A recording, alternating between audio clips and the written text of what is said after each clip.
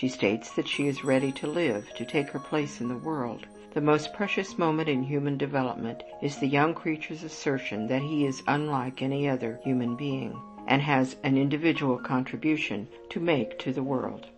The variation from the established type is at the root of all change, the only possible basis for progress, all that keeps life from growing unprofitably stale and repetitious.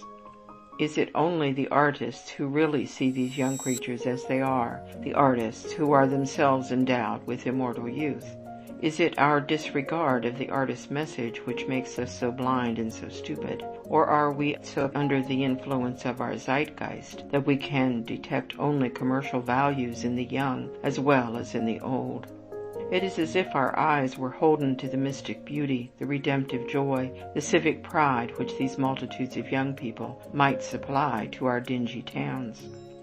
The young creatures themselves piteously look all about them in order to find an adequate means of expression for their most precious message. One day, a serious young man came to Hull House with his pretty young sister, who he explained wanted to go somewhere every single evening, quote, although she can only give the flimsy excuse that the flat was too little and too stuffy to stay in, end quote. In the difficult role of elder brother, he had done his best, stating that he had taken her, quote, to all the missions in the neighborhood, that she had had a chance to listen to some awful good sermons and to some elegant hymns, but that some way she did not seem to care for the society of the best Christian people, end quote.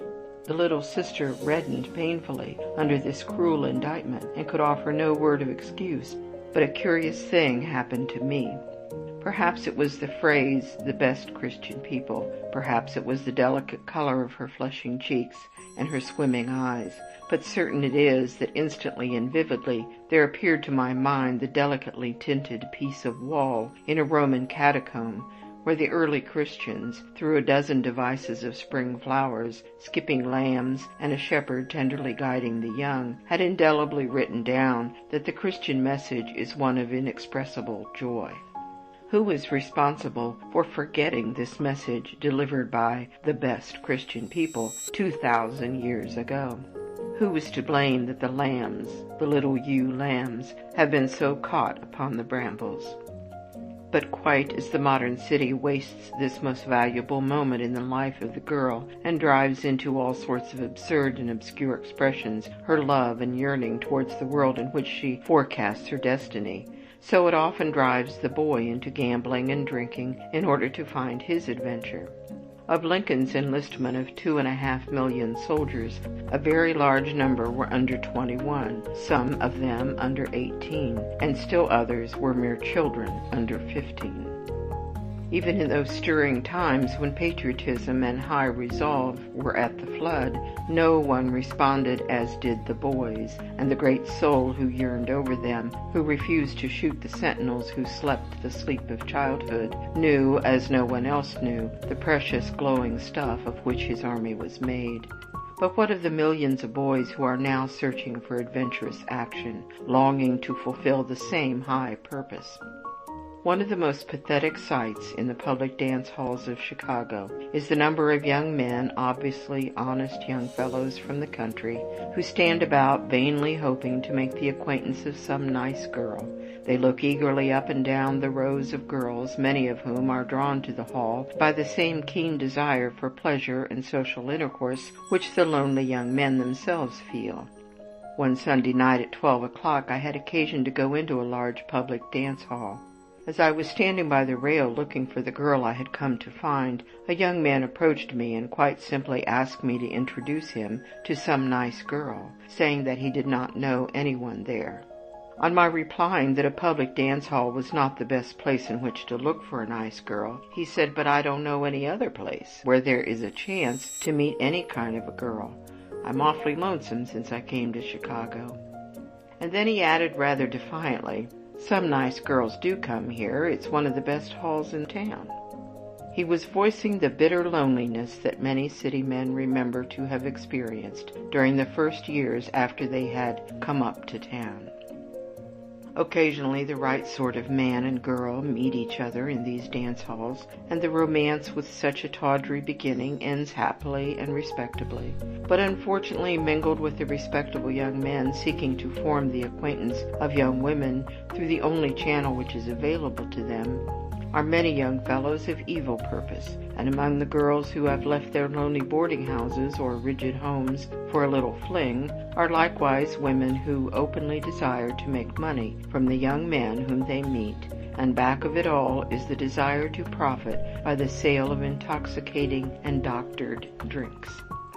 Perhaps never before have the pleasures of the young and mature become so definitely separated as in the modern city. The public dance halls, filled with frivolous and irresponsible young people in a feverish search for pleasure, are but a sorry substitute for the old dances on the village green, in which all of the older people of the village participated. Chaperonage was not then a social duty, but natural and inevitable, and the whole courtship period was guarded by the conventions and restraint which were taken as a matter of course, and had developed through years of publicity and simple propriety.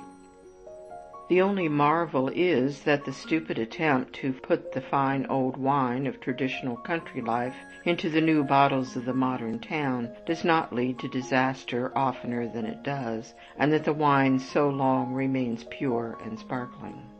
We cannot afford to be ungenerous to the city in which we live without suffering the penalty which lack of fair interpretation always entails. Let us know the modern city in its weakness and wickedness, and then seek to rectify and purify it until it shall be free, at least, from the grosser temptations which now beset the young people who are living in its tenement houses and working in its factories. The mass of these young people are possessed of good intentions, and they are equipped with a certain understanding of city life. This itself could be made a most valuable social instrument towards securing innocent recreation and better social organization. They are already serving the city insofar as it is honeycombed with mutual benefit societies, with pleasure clubs, with organizations connected with churches and factories which are filling a genuine social need. And yet the whole apparatus for supplying pleasure is wretchedly inadequate and full of danger to whomever may approach it. Who is responsible for its inadequacy and dangers? We certainly cannot expect the fathers and mothers who have come to the city from farms or who have emigrated from other lands to appreciate or rectify these dangers. We cannot expect the young people themselves to cling to conventions which are totally unsuited to modern city conditions, nor yet to be equal to the task of forming new conventions through which this more agglomerate social life may express itself. Above all, we cannot hope that they will understand the emotional